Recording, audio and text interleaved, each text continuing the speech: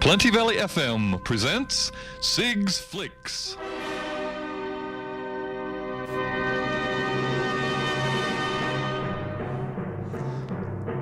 Yes, it's Sunday morning. It's time to catch up on what's going on at the cinema. Good morning, Sig. And good morning to you, Thurston. How's it going, dude? It's a bit difficult this morning. I haven't had breakfast yet, but I'm working up a bit of hunger just thinking about this first film we're going to talk about because it's a sumptuous feast and a delight. It's called The Taste of Things. Good. Currently screening at various locations around Melbourne. And we thought we'd try something a little bit different. If you're going to see a real foodie film, and this is a real serious foodie film with beautiful recipes in 1885 France from great cooking and sumptuous tastings and servings. And what better way to do that than to go to the new FOMO cinema down in East Brunswick. Now, this is a new cinema complex, 6 theaters, which got started with a bit of help from the Nova Cinema down the road in Carlton. And the idea of this is FOMO. The name is brilliant, I think, because FOMO, of course, means fear of missing out. Yes. And you don't want to miss out on things like happening at this theater. But also, the name comes from FOMO, food and movies. Uh-huh. And the whole idea is to have an eating experience, much like Gold Class and other cinemas, and while you're watching a film. And this is a pretty long film, actually, coming in at over 2 hours. Once again, The Taste of Things from France, and it's what a good way to spend an afternoon, have a look at a wonderful, sumptuous tasting and eating movie while you're having a bit to eat yourself. First of all, about the FOMO, it's based very much on technology. You've got a little tablet in your seat, and you pair it up with your smartphone, and you order food from that, and you get it delivered discreetly during the movie. Or preferably, you maybe should order before the movie. But if you want to do a little bit of ordering during the movie, of course, you miss a bit of the movie, and this is what, unfortunately, the experience I had. Oh. But, the food is pretty average, actually. We had some interesting things. I've got the fish and dips, and the deep-fried cauliflower was quite nice. And they have drinks and cocktails and things like that. So is it linked to the actual what the movie's about? Excuse me? Is the food they provide linked to what the movie's about, or is it just a standard menu?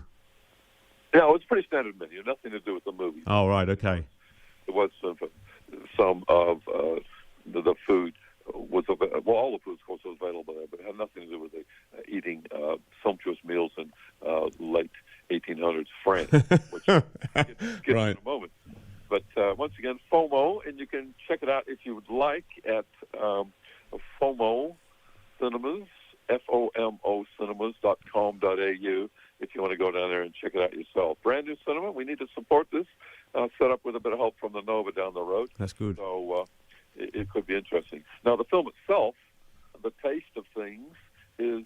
I just love this film. It's just so good. Are you a bit of a cook at home, Thurston? Oh, yeah, absolutely.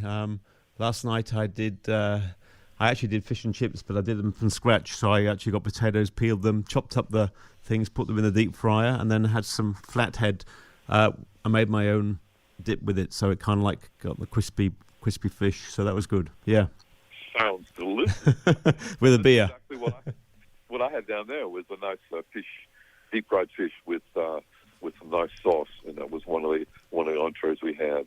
But this film, though, The Taste of Things, and once again, it's in 1885 France, and we have Dodin, who is a master chef. They call him the Napoleon of the culinary arts. He's just really well respected, and he's got a tight circle of friends who would take great delight in tasting his wonderful food.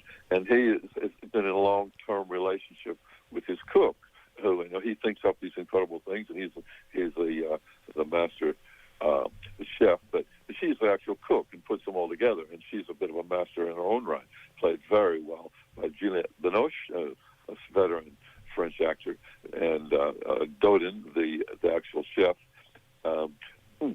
is played by Benoit Margot, and he is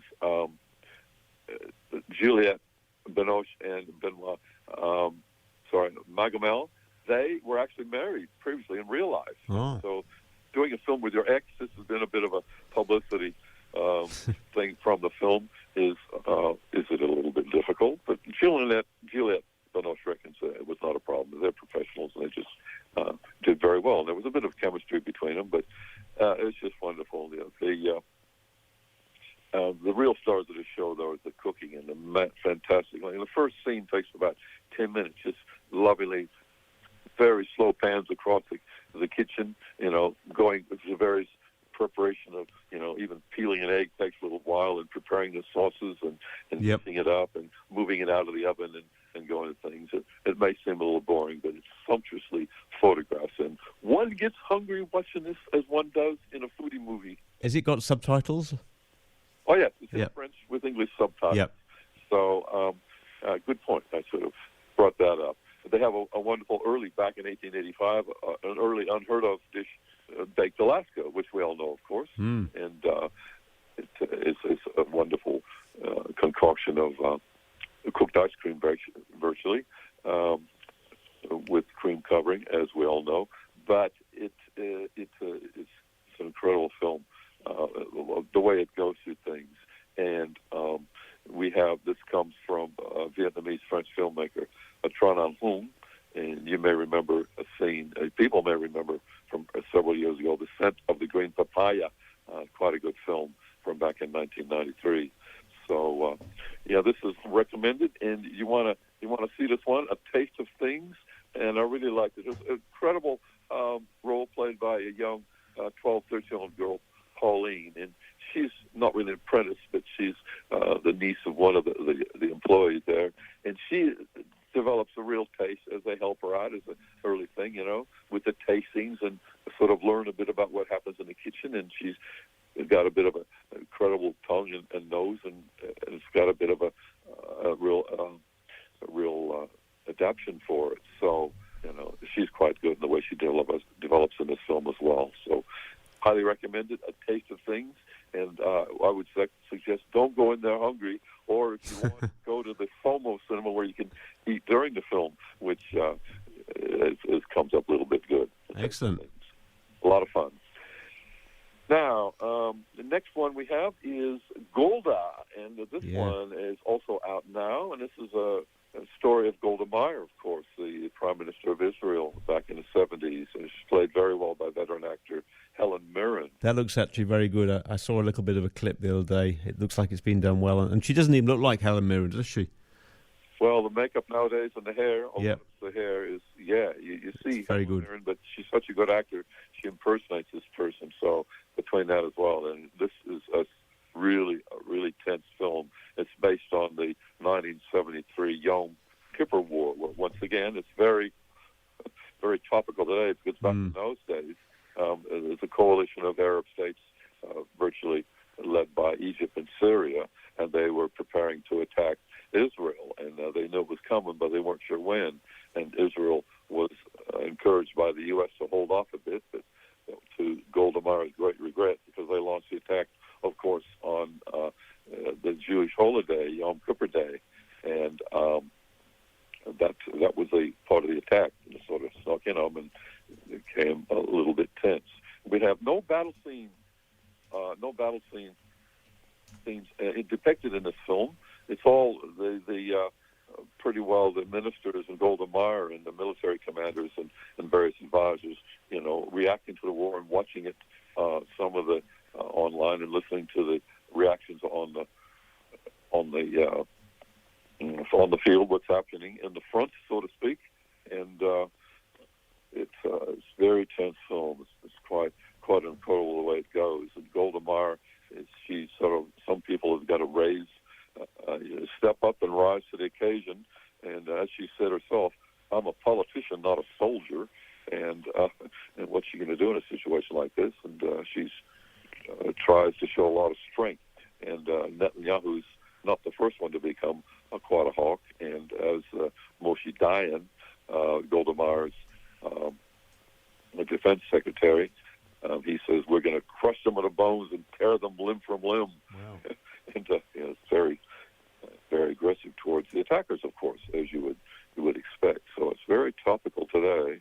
And she says, if the Arabs get into, Golda Meir said, if the Arabs get into Tel Aviv, she won't be taken alive. So it's pretty tense.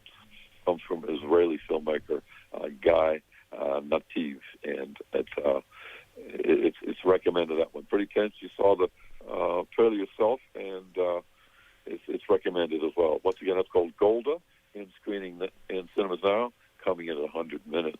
Wow. So, yep. Got about 1 minute for a quickie on the last film here. We've got Fight to Live is coming out next week, and this is about incredible Beck Rawlings. She calls herself Rowdy Beck. She's a UFC contender. That's Ultimate Fight Club, and they use MMA, which is mixed martial arts. That's like everything. They can do feet, hands, the works. And then she went into bare-knuckle fighting and women's bare-knuckle fighting, and this is really brutal stuff, where literally bare knuckles, and a lot of the women fighting in this fight scenes are pretty brutal. They actually go for the face and the head a lot, and it's pretty heavy. And this was the story of her fighting, building up to become world champion of the bare knuckle fighting. And she hails from Tasmania before she moved up to Brisbane to continue her training in flyweight development. She's a small lightweight woman, and this is paired with the accompanying story where she was with an abusive partner, and she wanted to continue her career while protecting herself from virtual physical abuse and her two young boys growing up. Now, these two young boys, of course, are really cool. Her mom's a martial arts fighter, and they must be really popular at school because they're proud of their mom, and there's scenes of them training with mom. So this is a documentary, and it goes through things. It goes on a bit, and she goes through her life's journey, and you might want to have a look at it, because I didn't know too much about this bare knuckle fighting, and it's some great scenes where she goes to a championship in Cancun, Mexico, and it's a beautiful, tropical paradise resort down there where she goes for that championships there. So that's you might want to have a look at that. Once again, Fight to Live is coming out next week, so check it out. And the good thing about that one is it's an Aussie movie too. It is, yes.